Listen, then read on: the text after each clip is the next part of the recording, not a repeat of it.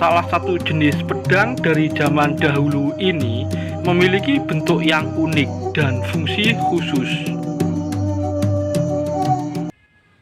Rahayu, Rahayu, Rahayu. Ketemu lagi dengan saya Teddy Wahyono di channel tempat mengenal keris dan pusaka Nusantara lainnya dengan akal sehat dan hati terbuka. Nah, kali ini kita akan membahas salah satu senjata di era kuno ya, atau di zaman dulu ya. Dan itu jenis pedang ya, dan ini salah satu pedang yang cukup unik dan bentuknya khas ya. Jadi sebenarnya di zaman dulu ada beberapa senjata ya. Nah, pedang pun ada banyak jenisnya. Nanti kita akan bahas salah satu. Nah, sebelum saya bahas, buat teman-teman yang belum subscribe, silakan subscribe dulu biar tidak ketinggalan informasi dari channel ini.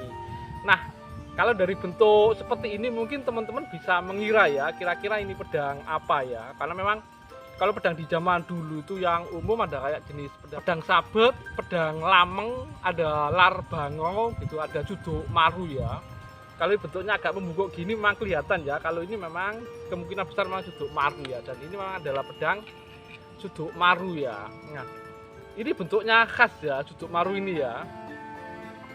Jadi kayak versi besarnya dari cengkrong atau cundrik. Kalau teman-teman sudah pernah lihat video saya tentang cengkrong dan cundrik ya. Dan sebenarnya ini juga mirip ya, mirip mungkin kayak bentuk badik, cuman nanti saya tunjukkan bedanya ya, bedanya badik. Salah satunya yang ini, nah ini jenis golok sebenarnya ya, tapi sebenarnya kayak evolusi dari badik ya. Kalau di online ini adalah jenis golok tebas dari Lampung ya. Dan memang seperti badik Lampung tapi versi besarnya ya, nanti tak tunjukkan nanti ya, jadi bentuknya isinya ya. Nah, kita kembali lagi ke suduk maru ya. Jadi kalau ciri khas suduk maru, jadi memang dari namanya itu suduk ya, ini pedang suduk atau penusuk ya, pedang penusuk ya.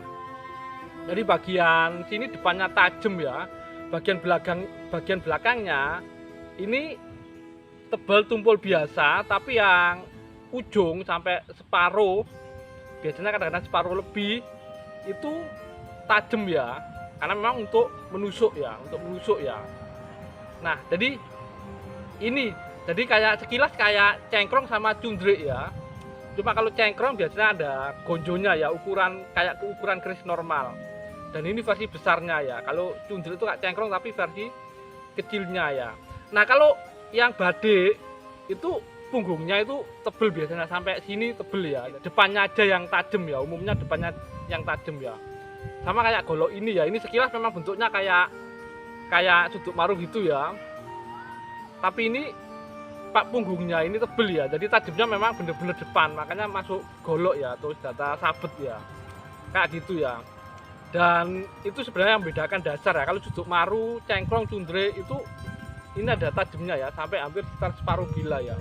Dan bagian depan ya, jadi kayak senjata tikam, senjata penusuk suduk gitu ya. Dan memang beda dengan sabet ya. Kalau sabet itu kayak golok ya, tajamnya bagian depan aja, biasanya sih melengkung kalau yang pedang sabet gitu ya.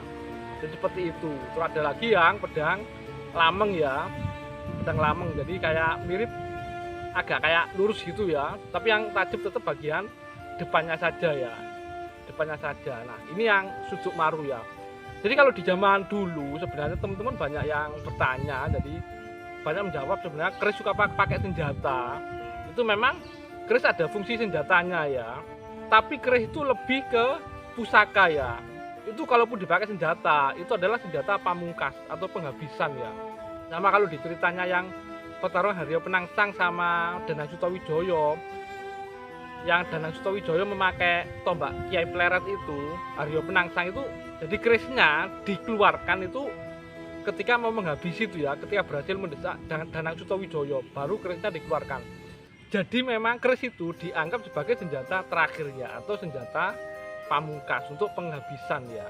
Kalau kayak untuk perang kayak terbuka di medan tempur, itu ya senjatanya ya pedang seperti ini, pedang suduk, ada pedang sabet, pedang lameng, tombak, panah seperti itu ya. Tapi tetap mereka pakai keris. Nah, karena keris itu sebagai piandel juga ya, jadi bagi pusaka kayak gitu ya. Untuk lebih detailnya tentang pedang suduk maru ini, jadi teman-teman biar tahu ya, dengan kayak golok atau kayak yang mirip yang kayak golok lampung ini itu nanti kita lihat ya, jadi bentuk detailnya, jadi cucuk maru itu seperti apa. Nah, untuk lebih singkatnya ini mari kita simak sama-sama. Nah, sekarang kita lihat untuk detail bilah dari pedang cucuk maru ini ya. Dan ini adalah detail bilahnya ya. Jadi ini cuma saya bersihkan karatnya saja, tidak saya warangi ulang ya. Lalu saya rawat dengan minyak pelindung karat ya, sama minyak pusaka ya. Dan itu memang terlihat tempa lipatnya ya. Dan ini memang sengaja ya saya buat seperti ini ya. Tapi tidak saya scrub halus ya, karena nanti takutnya jadi jauh tambah tipis. Kan ada bagian yang istilahnya agak kayak berlubang gitu ya, karena pernah berkarat tebel ya. Nah, secara umum ini bentuknya masih utuh ya. Jadi memang bentuk pedang cucuk maru pada umumnya ya. Jadi terlihat kayak agak membungkuk gitu ya. Bagian belakangnya itu yang bawah itu tebel, yang hampir tengah sampai ke pucuk itu tajam, sama seperti depannya ya. Kalau untuk golok lampung yang mirip cucuk maru ini bagian belakangnya tebel semua ya, atau tumpul ya, yang tajam bagian depannya aja. Nah, ini adalah warongkonya ya, warongko dari pedang cucuk maru ya. Jadi sekilas kayak membungkuk ya, tapi nggak terlalu membungkuk. Sekilas bentuk warongkonya itu mirip kayak warongko golok tebas lampung di samping itu ya. Dan mungkin itu saja dari saya, semoga bermanfaat dan jangan lupa untuk like dan subscribe-nya. Ngelmu iku kelakone kanthi laku, lekase lawan kas, tegese kas nyantosani. Setyo budya pangekesing dur angkara. Ilmu itu tercapainya dengan proses, awalnya dengan niat yang keras, artinya keras membuat bersemangat. Setiap usaha menghancurkan kejahatan.